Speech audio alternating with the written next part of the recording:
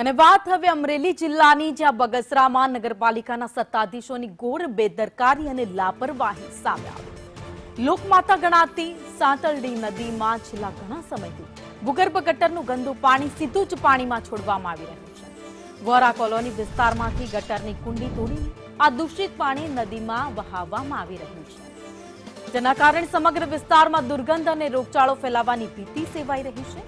સ્વચ્છ ભારત અભિયાનના લીરે લીરા ઉડાવતી આ ગંભીર સમસ્યા, જેને લઈ સ્થાનિક અને સામાજિક કાર્યકર્તાઓ દ્વારા અવારનવાર પાલિકાની રજૂઆતો કરવામાં આવી છે, છતાં પણ તંત્રના પેટનું પાણી નથી ભરતું। પાલિકાની આ નિષ્ક્રિયતાને કારણે સ્થાનિક રહીશોમાં ભારે આક્રોશ જોવા મળ્યો।